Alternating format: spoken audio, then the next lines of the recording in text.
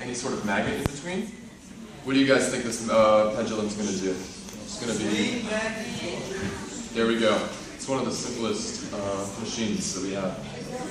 So, if we bring a magnet in here and we allow the disc, the conducting disc, to swing back and forth, what do you guys think is going to happen when it hits this magnetic field? Freeze in the middle? We'll see. We'll see. That's exactly right. So what's happening in between here is this magnetic field. As soon as the plate comes in between it, there's a bunch of little currents that are getting induced right in here. And all of these currents have the exact opposite magnetic field from in between this magnet. And that's causing it to break very quickly. So what do you guys think is going to happen when we bring over this disc of wire that has little slits cut into it? Let's see what happens. It's not going to stop. So this is because these little slits right here, the eddy currents have to be tiny circular currents, but when there's like a break in it, such as in every single one of these slits, no current can flow. So it wants to break, but it just can't. There's no circuit there.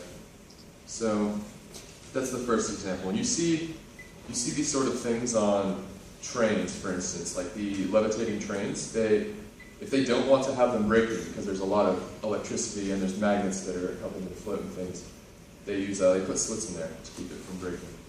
And so what we have here is a copper tube and two pieces of iron. One of them's a magnet, one of them's not. So that's the magnet. What do you guys think is going to happen when I just drop the regular piece of iron down here? Just drop. Let's see what happens. Let's see what happens. This is just a regular piece of copper. And as Nick taught us about copper, it doesn't magnetize. So let's see what happens. It just falls straight down. So it's a long fall. It's running around the interior edges. So what do you think is going to happen when we put a magnet inside of this conducting tube? It's going to slow down? We'll see. We'll see. It could go faster or slower. Let's check it out. So, as you can see, the rate of descent of this magnet has gone down a lot. What's happening as it goes down the tube is the magnet in its magnetic field is causing little currents within the tube itself. And these currents are opposing the motion of the magnet. So it's just eddy currents in the tube. That was eddy currents in a disc. This is eddy currents in a tube. Oh, that's the wrong one. I was going to show you again. This time with the magnet. Here we go. Yeah, it just sort of levitates down. And that's all because the very motion due to gravity is what's actually causing it to be resisting the downward pulse. Okay, so now, I mentioned trains before. Now say you actually do want to make a train, like one of the really high-speed bullet trains break. What you have is sort of a disc that's rotating really quickly. I'll show you. Here we go.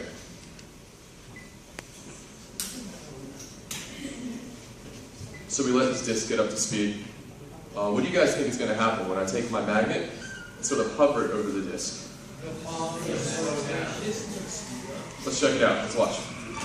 So it's almost like walking the dog in the Jetsons. It sort of travels around in a circle. But yeah, you can cause the magnet to levitate and slow the disc down. This is like any current breaking.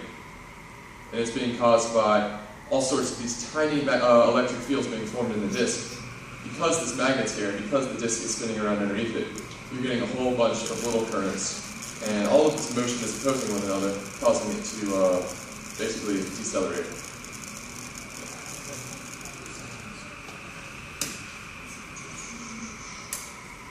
Okay, so now we have this contraption over here. It's pretty interesting.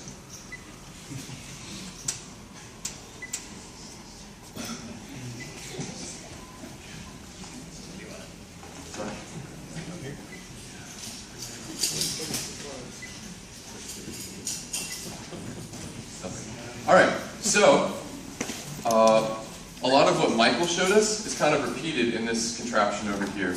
What we have is basically there's a giant battery back here which produces a lot of current. And let me set it up first. And so this charge is constantly flowing to one end of these two balls over here. And so there's a lot of potential difference between both of them. And so what happens is, once there's enough charge, and we'll see this over here, this is a voltmeter. It measures the potential difference between these two balls. And it's in kilovolts, which is, well, what is it? Your regular battery is like a 9-volt battery.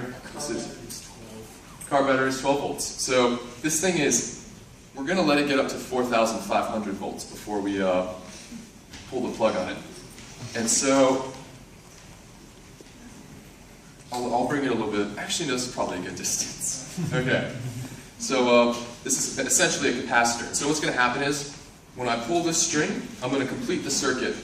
The two balls will meet, and a huge current, 4.5 kilovolts worth, is going to flow through this loop of wire here. So, when it runs through the loop of wire, the Coca-Cola can is kind of like an iron core, and you're going to get a magnetic field going through it.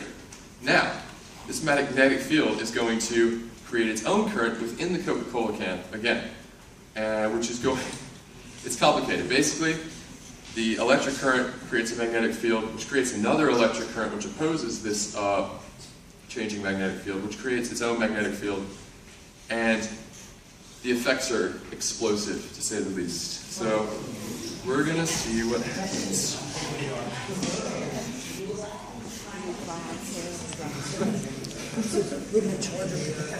Yeah. So,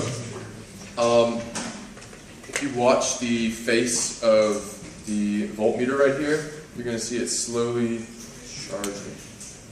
Yep, it's going up from 0. It's at 1 now. So, you can't see it, but thousands and thousands and millions of electrons are forming on like just one of those ball bearings right there. And we're going to let it get up to about 4,500 kilovolts. Just give it a second.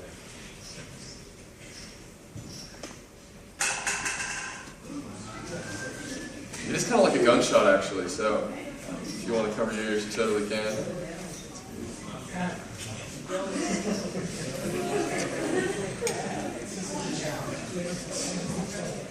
Okay.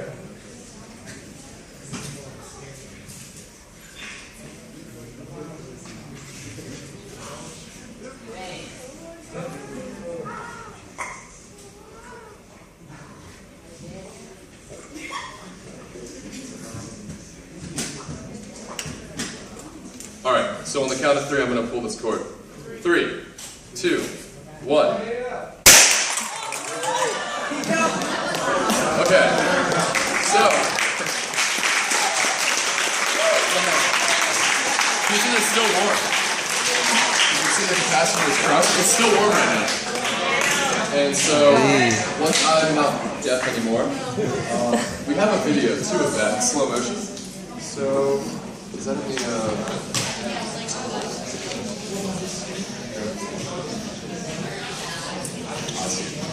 so this is something called magnetic pinching.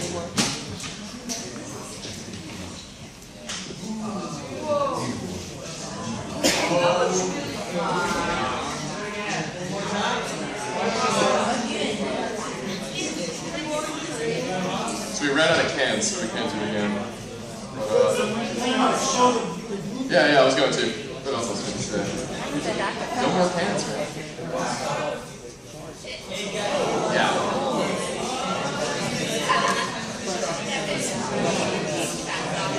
You get some pretty impressive parts. We'll show it one more time.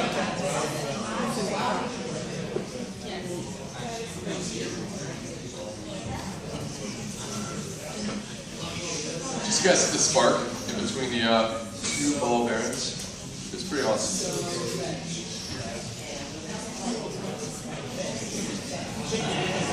Alright, that is Eddy currents, and they have some pretty awesome applications.